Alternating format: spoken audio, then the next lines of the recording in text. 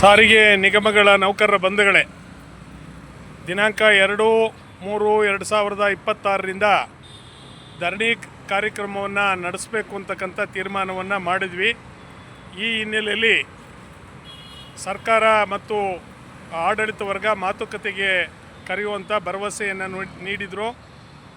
ಅದರಂತೆ ಇಂದು 4 ಗಂಟೆಗೆ ಕೇಂದ್ರ ಕಚೇರಿಯಲ್ಲಿ ಮಾನ್ಯ ವ್ಯವಸ್ಥಾಪಕ ನಿರ್ದೇಶಕರ ಅಧ್ಯಕ್ಷತೆಯಲ್ಲಿ 4 ನಿಗಮಗಳ MD ಅವರ ಸಮ್ಮುಖದಲ್ಲಿ, ಸಾರಿಗೆ ನಿಗಮಗಳ ಅಧಿಕಾರಿಗಳ ಸಮ್ಮುಖದಲ್ಲಿ ಸಭೆಯನ್ನು ನಡೆಸಿದರು.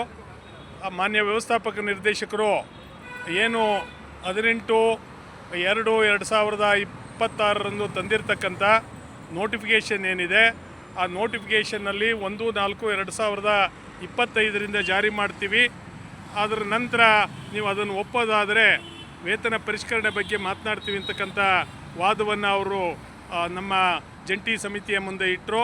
ನಮ್ಮ ಜಂಟಿ ಕ್ರಿಯಾ ಸಮಿತಿ ನಾವು ಸಾರಾಸಕ್ತಾಗಿ ಇದನ್ನು ಒಪ್ಪೋದಿಲ್ಲ ಅಂತಕ್ಕಂಥ ಅಂಶವನ್ನು ನಾವು ಹೇಳಿದ್ದೀವಿ. 1/1/24ರಿಂದ ತೀರ್ಮಾನ ಆಗಬೇಕು.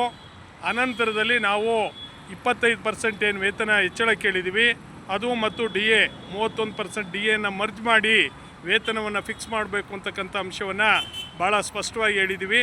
ಮತ್ತು ಯಾವುದೇ ಸಂದರ್ಭದಲ್ಲಿ 1/1/24ನ್ನು ಸಾರಿಗೆ ನಿಗಮಗಳ ನೌಕರರು ನಾವು ಬಿಟ್ಕೊಡೋದಿಲ್ಲ ಅಂತಕ್ಕಂಥ ಅಂಶವನ್ನು ಸ್ಪಷ್ಟವಾಗಿ ನಾವು ತಿಳಿಸಿದ್ದೀವಿ. ಇತರೆ ಹಲವಾರು ವಿಚಾರಗಳನ್ನು ಅವ್ರ ನಡುವೆ ನಾವು ಚರ್ಚೆ ಮಾಡಿದ್ದೀವಿ.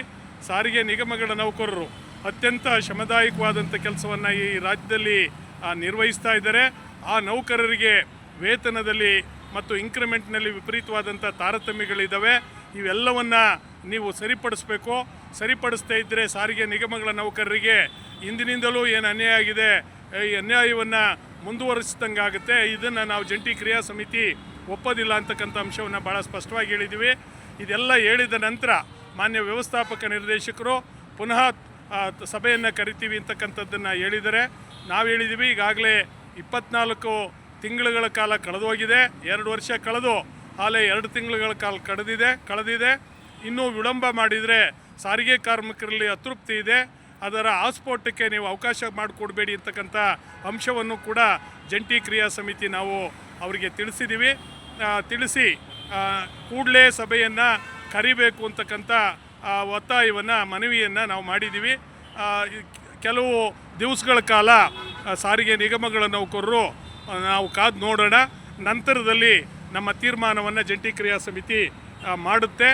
ಯಾವುದೇ ಸಂದರ್ಭದಲ್ಲಿ 1/1/24ನ್ನು ರಾಜ್ಯ ಸರ್ಕಾರ ಅದನ್ನು ನೋಟಿಫಿಕೇಷನ್ನ ತಿದ್ದುಪಡಿ ಮಾಡದೇ ಇದ್ದರೆ ಅನಿವಾರ್ಯವಾಗಿ ನಾವು ಹೋರಾಟಕ್ಕೆ ಹೋಗಬೇಕಾಗುತ್ತೆ. ನೀವೆಲ್ಲರೂ ಕೂಡ ಸಜ್ಜಾಗಿರಿ ಅಂತಕ್ಕಂಥ ಮನವಿಯನ್ನು ಮಾಡ್ತೀನಿ. ನಮಸ್ಕಾರ.